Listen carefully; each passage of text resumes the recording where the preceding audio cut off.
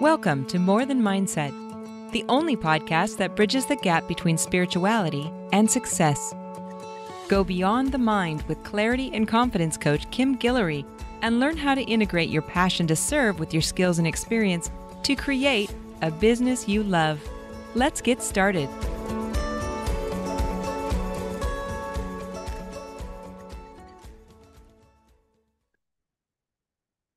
Hey there. Thanks for returning to the show. This week, I am talking about what happens to our relationships as we change. What happens to our relationships?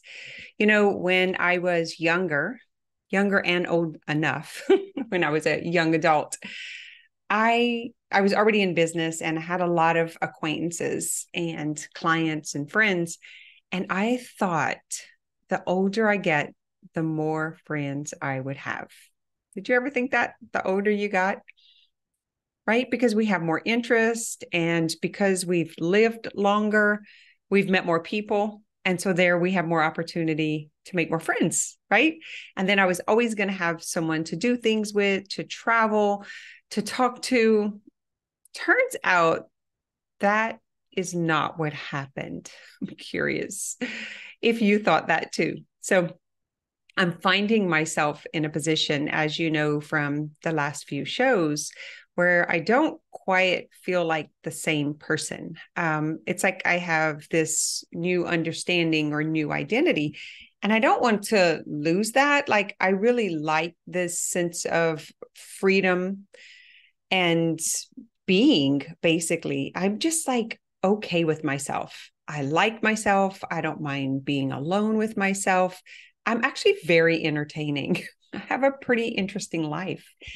And still, there's a part of me that wants that deep, meaningful relationship, or those challenging relationships that help me become better, where we can push each other.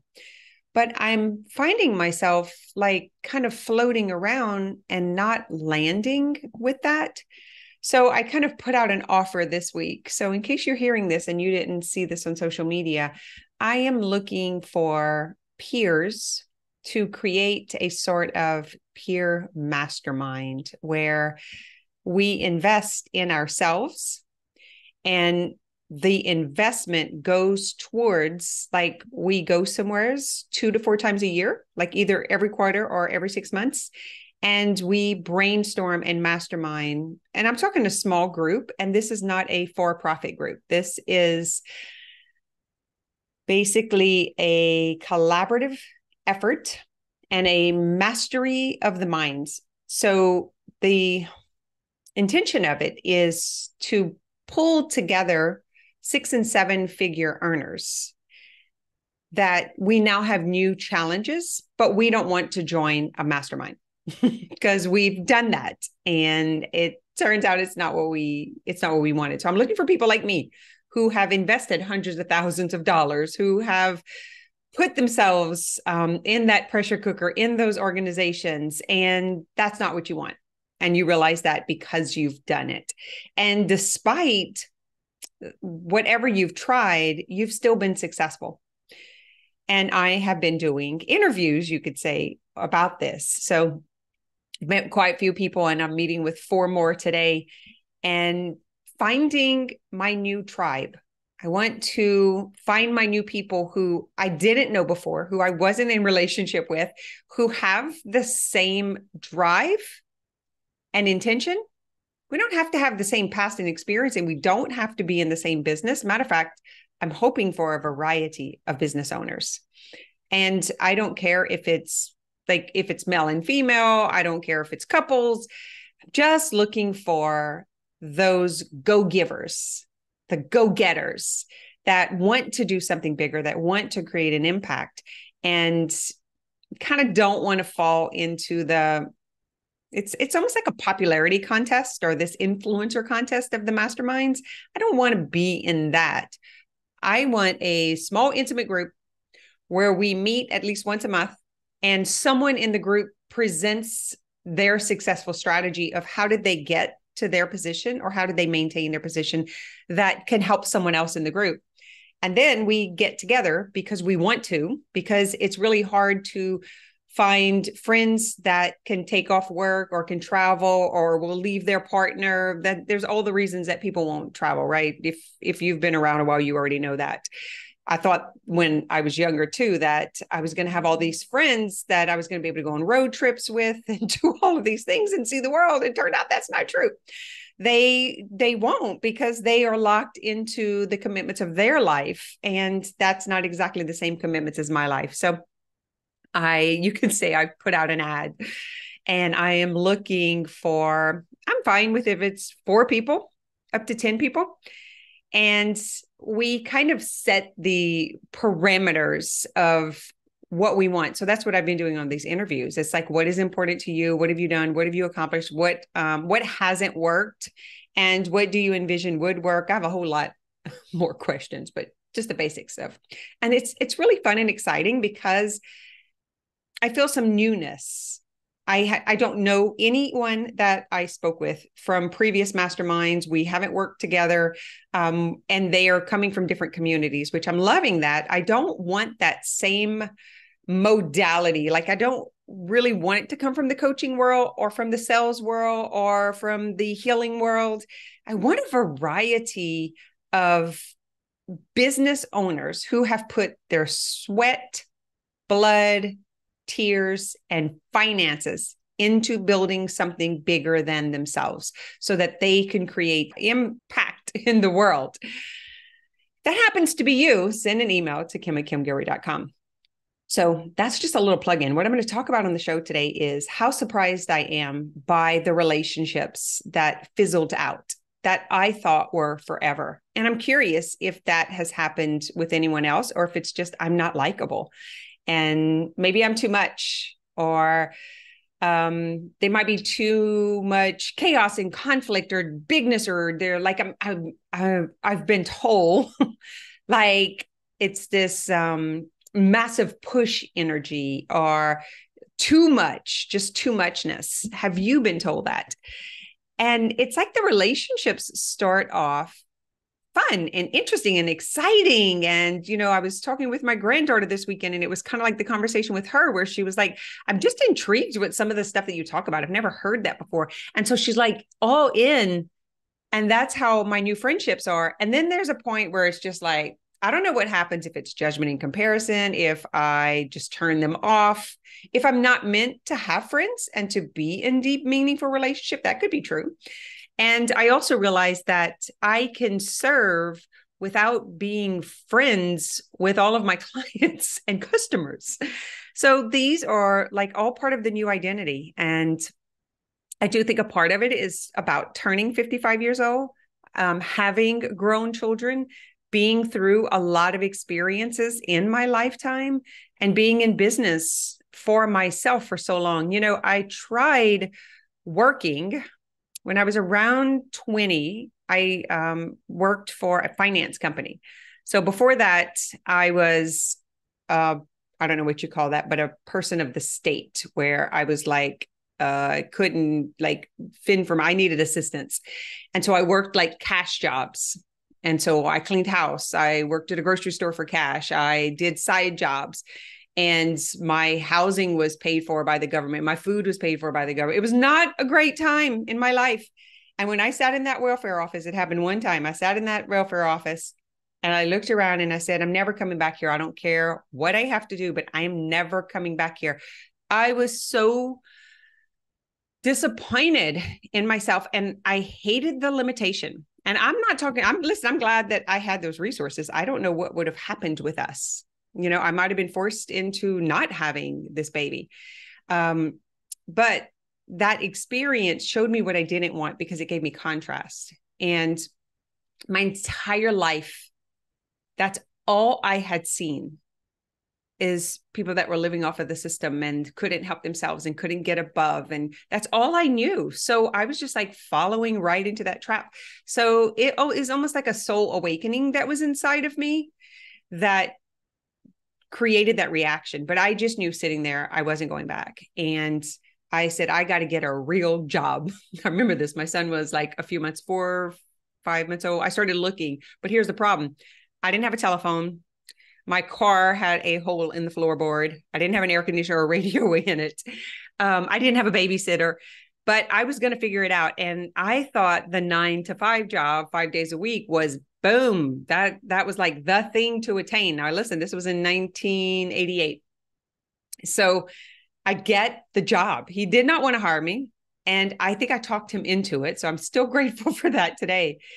And I tried working for someone else for 6 months. It did not work out. I felt very limited. I wasn't good at it. He was like kind of frustrated with me because I couldn't get the numbers to balance. And man, I didn't know what the hell I was doing. And I was like on the phone all day collecting people. Like, you got to come pay your bill. You didn't pay your bill this month. So I was like still in that same environment. I spent my lunch hour at the library, which was next door, reading all sorts of books and really trying to get myself out of this. My paycheck was $301.50, $301.50 for 2 weeks. That was my paycheck. That was like a raise compared to what I got at the grocery store and the video store. And my babysitter took half. It was like, but I had the 8 to 5 job or the 9 to 5 job. Like, it was the best. Oh my gosh. So anyway, I think that could be a part of the not relating is I tried staying home with my babies for a while and oh my God, like I needed to get out. I needed money. I remember that. We were poor. We a house had burnt and we didn't have any money. We didn't like, it was terrible. You just like sitting in the house with no money with bored kids. So I started selling Avon in order to have a babysitter. So I would trade the Avon with the babysitter so that I can go sell Avon at the bank and the stores and ended up doing pretty good with that. So that was like the start of my entrepreneur path at around the age of 24, I would say. And then I got this wild idea that I would start my own business. I don't know, crazy. It's kind of like the wild idea that I could even be a parent, like, and be a business owner. I don't know where these things came from. I was just super brave. But anyway, I went to beauty school and that kind of started my career. But the reason I'm saying all of this today is I'm wondering if some of the reason that I'm not finding these long-term deep relationships is because we don't have those things in common. Maybe I'm wrong. Maybe I'm just not likable. And so my job is just to like myself because I'm okay like traveling alone, but I do want company and I want friends that push me. I want people who are direct and honest and transparent, who can kind of get me in like to grow, right? I want to be challenged. I want to be challenged by life. And I also want to laugh and have fun. And I want to be successful. I want to do big things in the world. I want to create an impact. And I just want to be. I don't believe I was born to be bored. It doesn't feel good. So it's not satisfying. And I'm actually very frustrated with it. And I'm scared. When I'm bored, I'm scared because I dealt with such severe depression as a kid and in my younger years that I am scared that boredom is going to pull me down. And so it's like a part of my highly functioning energy is a survival mechanism of my brain. Like I have to put myself in these positions because I believe there may still be a part of me that is so afraid of going back down because it was so low. So maybe people don't have that in common either. So I'm just going to talk this week about what I'm doing and maybe bring some awareness to you and your relationships and your friendships and see if you're experiencing the same thing as far as when we change, our circles change.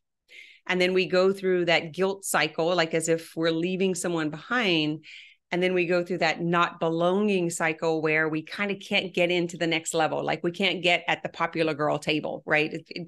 All this reminds me of high school and grade school where you didn't make the team, you weren't popular, you didn't get the prom date, you didn't make cheerleader. It kind of reminds me of that. So could be my own shit. Who knows? In the meantime, it put me on a path to really getting to know myself, and from a soul perspective, an integrative perspective, a mental and emotional perspective. It put me on a path to integrate all of those parts and to have this. I was talking with some 6'2s. We had a gathering last week, and they said, like, this is a human design term, but Ross spoke about this enlightened selfishness. I talked about it last week on the show. And so it's this having to just take responsibility for yourself and your needs and your desires being met, but doing it from an enlightened perspective, not from it's greedy and it's all about me, but it's almost like from a survival space of, I have to take care of me because it's no one else's job. And so I think of this enlightened selfishness as radical responsibility. There is no one who can make me happy. There is no one who can feel all of my needs. It is no one's job. And it's a terrible idea for me to expect that of anyone. And the way that I say it is, I would always want them to be different, because I would want them to be focusing on me, but they're focusing on themselves. And my husband has been a great teacher for this. He is so good at taking care of himself, to the point where I called it selfish and was like, accused him of not knowing how to be in a relationship or not being giving, or like, he's so selfish. And he kind of taught me that he had to take care of himself. He's like, well, who's supposed to take care of me? Like, it is my job to take care of myself. But there was a double standard, because he had to take care of himself, but then I had to take care of him and the house and the kids. And that never really made sense to me. But now that I don't have those other responsibilities, I'm getting a taste of it. I'm getting a sense of it. And I'm seeing where I was always giving and doing in order to belong, in order to be received, in order to be accepted, in order to be worthy. And that is what has changed. Because when we come from that perspective, then it's like this needy, creepy kind of like, we want everybody and need everybody to do and see and me. This is different. And that's why I think it's the word enlightened selfishness really works, because it's coming from an inner knowing and being, not so much as a getting. So that is what's happening in my world. I am heading out of here in the morning. I'm going to be gone for a couple of weeks. Haven't decided if I'm flying or driving. I was going in the van, but had some issues, and then booked a flight, and then they just called and the van is actually ready to go. So I don't know what this is going to be like. I'll let you know as the time comes where that leads to. But I can tell you this, every time I go on a solo trip, I bring back another part of myself that I discovered along the way. Because traveling alone creates this selfishness and this responsibility, because there's no one else to answer or to ask. I remember when I first started traveling alone, and no one said, are we going to stop to eat? Do you need a bathroom? No one said, and I just kept like going. I just kept going because no one, I was like, oh my God, like this is crazy. And the last time it's still happening. So I haven't quite figured this out. There is a huge part of me that still wants to be in deep, meaningful relationship. There's a part of me that still wants to be challenged, because that is familiar. I'm used to the childhood challenge, the young adult challenge. And there's something in me that is afraid that if I'm not challenging, or if I'm not being challenged and growing, that I'm going to regress, that I'm going to die, that I'm going to just quit and just get fat, not care, not do anything. And my brain is protecting me it's keeping me alive by not allowing that. So maybe it's my job, not a friend's job. But in the meantime, if you happen to be a 6 or 7 figure earner who is looking for a nonprofit mastermind to be a part of, and what I mean by nonprofit, I do not mean free. There is a cost and a commitment and some boundaries of what this looks like. And it is an investment, but you get the return instead of some coach or influencer. And so we will grow off of each other's brilliance and contributions. And so we will all invest, but we will invest in experiences and mentors who are doing something bigger in the world, creating impact in an area that we want to grow in. So we will find that mentor, we will use these funds, and we will find these places that we want to go, and that money will pay for that. So there are some rules to this though, and I found a pretty quick way to get rid of opportunists. And it's one question. I asked one question, and that has been the telltale sign. So I also know that if I want 4 people, I'm likely going to have to talk to anywhere from 40 to 100, because now I know that it's going to be 1 to 10%. I learned this in business, in coaching with clients. 1 to 10% stay in the game. 1 to 10%. So think about this. If you are a coach or a business owner, you are offering some sort of service and they're having to personally develop. 1 to 4%. That's why your pipeline has to be really big. And that's why your containers have to offer a variety of stages and levels and opportunities. And you can't be personally attached.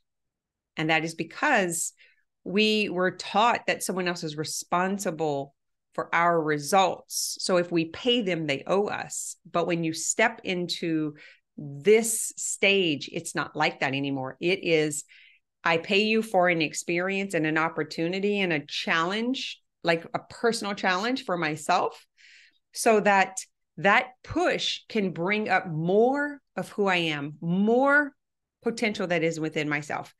And that is what I want the investment to be in. So it's going to take a while. I have a feeling it's going to take a while. Maybe not. I might be wrong. That might be a limited belief. Like I said, I've already got 20 people and I've got 4 today that I'm talking to. And it's been very interesting and enlightening to see. And hell yeah, I'm being selfish, and you should too. You should get what you want out of it. And you shouldn't agree to anything that doesn't work for you. And you shouldn't invest in anything that doesn't grow you or give you something back, some sort of return on investment. So that goes for no matter what business or coaching or mentor you're in.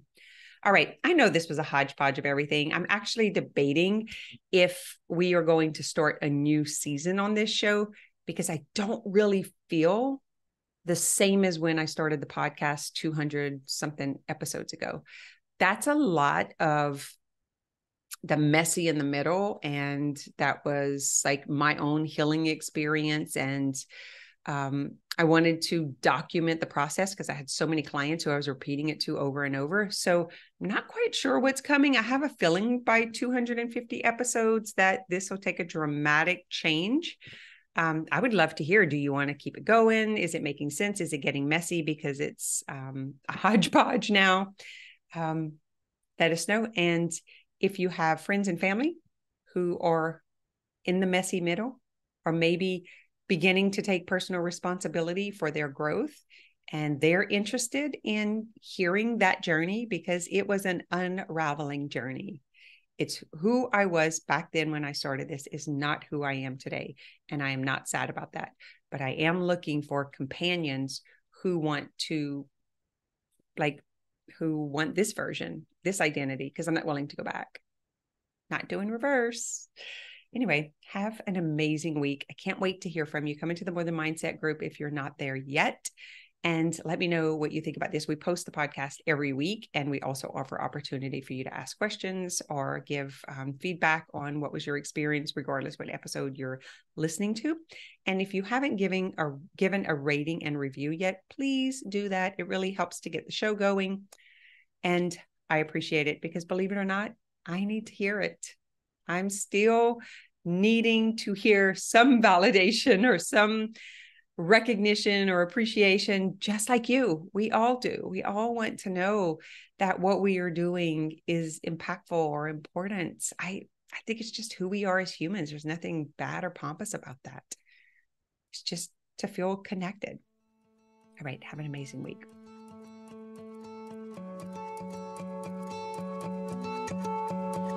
Thanks for listening to this episode of More Than Mindset.